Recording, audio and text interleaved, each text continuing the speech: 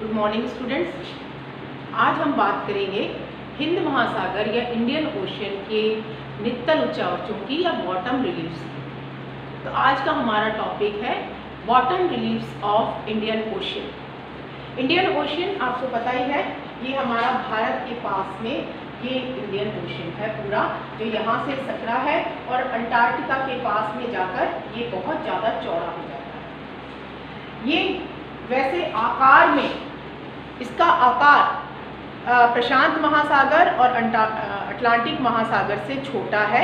आंध्र महासागर और प्रशांत Pacific ocean से ये छोटा है, इसलिए किंतु यहाँ पर द्वीपों की संख्या काफ़ी पाई जाती है।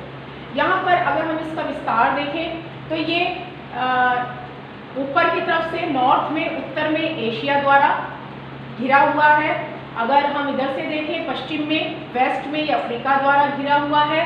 अगर हम साउथ दक्षिण में देखें तो अंटार्कटिका द्वारा घिरा हुआ है। और यदि हम इसको साउथ ईस्ट, हम दक्षिण पूर्व में देखें तो ये ऑस्ट्रेलिया द्वारा घिरा हुआ है। बाकी कई सारे द्वीप इसके उत्तर पूर्व में, दक्षिण पूर्व में पाए जाते हैं। तो ये हमारा पूरा इंडियन ओशन या हिंद महासागर है। संसार में केवल एक ही महासागर, केवल एक ही ओशन ऐसा है जो किसी देश के नाम से है, और वो देश हमारा है भारत या इंडिया, और उसके नाम से है इंडियन ओशन। भारत ने इसको, ये जो भारत का पेनिनसुलर वाला एरिया है, इसने इंडियन ओशन को दो भागों में विभाजित कर दिया है, टू पार्ट्स में डिवाइड कर दिया है। पहला है बे ऑफ बंगाल और दूसरा है अरेबियन सी। तो भारत ने इसको दो भागों में विभाजित कर दिया है, क्योंकि ये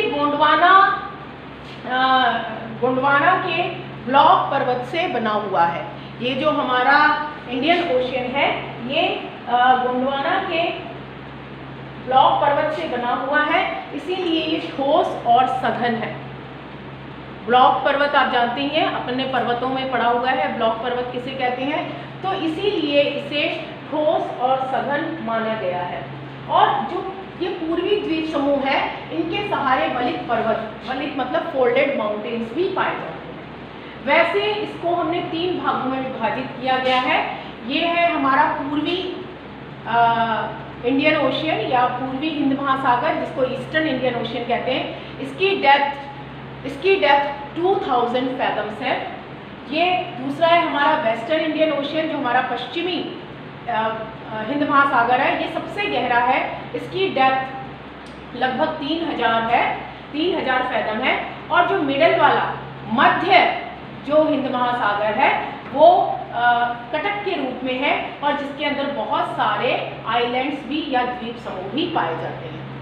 तो ये हमारा पूर्वी द्वीप समूह, पूर्वी हिंद महासागर है, ईस्टर्न इंडियन ओशन है, जिसकी डेप्थ 3000 फैथम है, जो काफ़ी गहरा है। ये हमारा पश्चिमी हिंद महासागर है या वेस्टर्न इंडियन ओशन है, जिसकी डेप्थ 2000 फैथम है। और ये हमारा मिडल वाला है, जिसमें जो कटक, जहाँ पे रिजेस पाई जाती हैं, रिज पाई जाती हैं, जैसे हमारी आंध्र महासागर में अटलांटिक ओशन में रिजेस पाई गई थी, उसी प्रकार यहाँ भी रिजेस पाई जाती हैं। और उनके साथ में कई आइलैंड्स या द्वीप समूह भी मिलते हैं। ये जो है, अगर इसकी हम बात करें मग्न तट की, अगर हिंद महासागर के मग्न तट की हम बात करें तो हिंद महासागर का मग्न तट काफ़ी चौड़ा है। बे ऑफ बंगाल में, अरेबियन सी में, अफ्रीका में, एक्चुअली इस वाले एरिया में मग्न तट बहुत चौड़े हैं। मैंने आपको बताया पूर्वी द्वीप समूह के पास वलित पर्वत या फोल्डेड माउंटेन्स पाए जाते हैं, और अपन ने पहले पढ़ा है कि जिन किनारों पर वलित पर्वत या फोल्डेड माउंटेन्स पाए जाते हैं, वहाँ के मग्न तट सकरे होते हैं, वहाँ के मग्न तट ज़्यादा चौड़े, ब्रॉड नहीं होते। तो यहाँ पर बंगाल की खाड़ी, अरब सागर और अफ्रीका के पूर्वी तट के सहारे मग्न तट काफ़ी चौड़े होते हैं। सबसे ज़्यादा बड़ा मग्न तट मेडागास्कर या मालागासी के पास है, जो 640 किलोमीटर लंबा है, बड़ा है, चौड़ा है। एक्चुअली जो मेडागास्कर है, ये मग्न तट पर ही बसा हुआ है। तो ये मेडागास्कर या मालागासी के पास हमारा मग्न तट सबसे चौड़ा है। जैसे जैसे हम पूर्वी हिंद महासागर ईस्ट की तरफ ईस्टर्न इंडियन ओशन में जाते हैं, जहाँ पर जावा, सुमात्रा, बोर्नियो, ये जो सारे द्वीप समूह हैं, तो यहाँ पर मग्न तट की चौड़ाई काफ़ी कम हो जाती है, जो उसकी विड्थ है वो बहुत कम हो जाती है, केवल 160 किलोमीटर के आसपास ही रह जाती है। जबकि आपको मैंने यहाँ पे बताया, यहाँ पे 500, 600 और मेलागासी या मेडागास्कर के पास तो 640 किलोमीटर सबसे चौड़े, सबसे वाइडेस्ट मग्न तट या कॉन्टिनेंटल शेल्फ पाया जाता है। अब यदि हम बात करें इसकी द्रोणियों की, तो इसमें बहुत सारी द्रोणियाँ पाई जाती हैं। द्रोणियाँ क्या है? गहरे सागरीय क्षेत्र हैं जो कि किसी भी सागर में पाए जाते हैं, किसी भी महासागर में पाए जाते हैं। मैंने इनको मार्क किया है 1 2 3 4 5 6 7 8 9। मैं इनके बारे में बोलती जाऊंगी और आप लोग इनको लिखते जाइएगा। जैसे पहला है ओमान बेसिन। यहाँ जो ओमान की खाड़ी है, ओमान और ईरान के बीच में, वहाँ पर हमारा ये ओमान बेसिन मिलता है। ये पहली बेसिन है, पहली द्रोणी है। दूसरा है हमारा अरेबियन बेसिन, जहाँ अरब सागर, ओमान और भारत के बीच में जो अरब सागर है, वहाँ पर हमारा अरेबियन बेसिन या अरब द्रोणी मिलती है। तीसरा हमारा है सोमाली बेसिन। ये अफ्रीका के पास में, जहाँ पे हमारा सोमालिया है, वहाँ पर ये सोमाली बेसिन पाई जाती है। चौथा है मॉरिशस। मॉरिशस आइलैंड्स जहाँ पर है, मॉरिशस द्वीप जहाँ पर है, वहाँ पर मॉरिशस बेसिन या द्रोणी पाई जाती है। पांचवा है हमारा नेटाल। नेटाल मेडागास्कर और मोजाम्बिक के बीच में जो द्रोणी है, उसे हम नेटाल द्रोणी कहते हैं। ये मॉरिशस या मालागासी और मोजाम्बिक के बीच में है, जिसे हम नेटाल द्रोणी कहते हैं। छठी हमारी है अटलांटिक इंडियन एंटार्क्टिक बेसिन। ये है छठा हमारा अटलांटिक, मतलब यहाँ से हमारा अटलांटिक ओशन भी मिल रहा है, ये हमारा अंटार्कटिका भी है कॉन्टिनेंट, और ये इंडियन ओशन। तो इन तीनों के मिलने के स्थान पर जो ये द्रोणी मिलती है, इसे हम अटलांटिक इंडियन अंटार्कटिका बेसिन कहते हैं।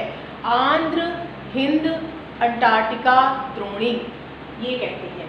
नेक्स्ट है हमारा अंडमान द्रोणी, अंडमान बेसिन। ये जो हमारा अंडमान निकोबार का द्वीप समूह है, उसके पास में अंडमान द्रोणी पाई जाती है। उसके बाद है हमारा इंडियन ऑस्ट्रेलियन। ये जो इंडिया हिंद महासागर है, ये ऑस्ट्रेलिया के साथ वाला जो हिस्सा है, इसको हम इंडियन ऑस्ट्रेलियन बेसिन या इंडियन ऑस्ट्रेलियन द्रोणी के नाम से जानते हैं। और जो हमारा 9th है ईस्टर्न इंडिया अंटार्कटिका।